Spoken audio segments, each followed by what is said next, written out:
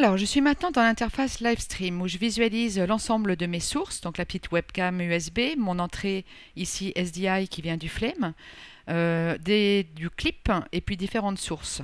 Je vais pouvoir d'ailleurs déterminer deux nouvelles sources à tout moment en utilisant ici mon menu qui va me permettre par exemple sur n'importe quel type d'entrée de choisir entre du SDI, du HDMI, des remote caméras ou n'importe quel jusqu'à 10 flux RTMP entrants. Ok, je vais pouvoir donc visualiser en vert tout ce qui est preview et en rouge programme. Je viens avec juste un clic de souris changer de source. Maintenant je suis sur un PC, sur la sortie d'un PC. Je peux aussi utiliser le clavier dédié qui vient avec la machine ou encore le slider qui me permet de passer mon programme en preview avec des transitions et puis des fondus. Je vais d'ailleurs, juste en une seconde, aller dans mon menu mouse surface, où là je visualise la photo de ce qui est présenté, proposé avec le live stream, la Surface Go, ou un peu plus sophistiqué avec toute la partie audio qui s'appelle la Studio Surface. Alors, en même temps que les sources, que ce soit vidéo, j'ai bien sûr des médias, donc la possibilité de venir jouer tout simplement des clips. J'ai deux sources de médias, donc ici, en média 1, je l'ai mis en preview. Et puis, on va venir voir ce que l'on peut faire dans un deuxième média, où là, ce n'est pas simplement qu'un seul clip que je viens jouer, mais c'est un ensemble de clips, donc c'est une playlist. Il suffit maintenant que j'aille, par exemple, pointer sur celui-ci pour rajouter un nouveau clip qui va venir s'encoder directement à la bon format de live stream. Et après, j'ai bien sûr le choix d'aller d'événement en événement ou tout simplement de boucler sur un même événement. Tout ça, ce sont des paramètres que je peux changer très facilement. Alors, on va parler maintenant des GFX. J'en ai trois. Les GFX, c'est la possibilité de rajouter des graphiques dynamiques au-dessus. Donc, première chose, c'est déjà de pouvoir bénéficier de toute une bibliothèque qui existe sur le site de Livestream, c'est gratuit. Ça permet de partir, par exemple, sur un tableau comme ceci, quitte à venir changer, bon, bien sûr, le texte, tous les datas qui vont le remplir, mais également les couleurs, l'animation. C'est ce qu'on a fait sur ce graphique GFX1. Donc, si je veux le mettre en air, eh bien, c'est ces boutons-là qui vont me servir, ou les boutons de mon clavier paramétrables.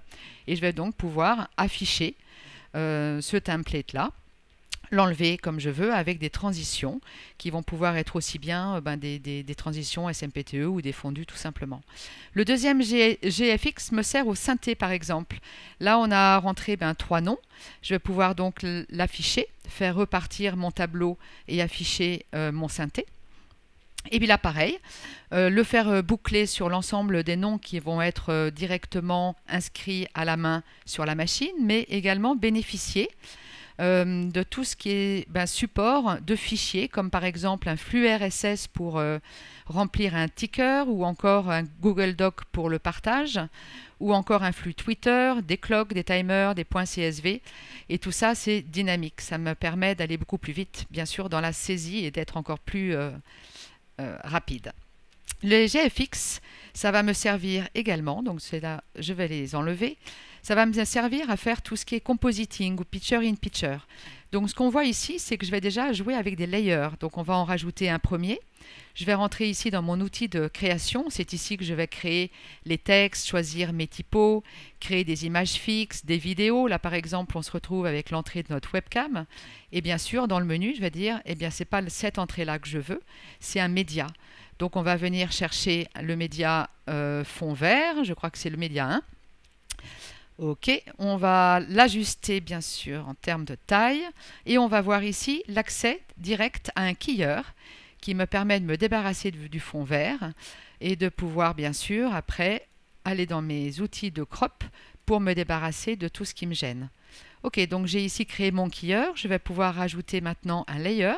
Celui-ci, ça va être tout simplement une image fixe. On va prendre une image statique. Hop. Statique, ça c'est important parce que finalement je peux aussi faire dynamic data image, c'est-à-dire qu'à chaque fois qu'elle est modifiée à l'endroit où je suis venu la chercher, elle sera modifiée en temps réel ici.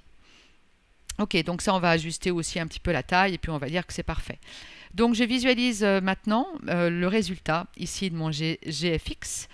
Libre à moi de revenir bien sûr sur par exemple la taille ici de mon incrustation, de pouvoir récupérer la fenêtre, de pouvoir la changer de taille, la déplacer, voilà, et tout ça rapidement.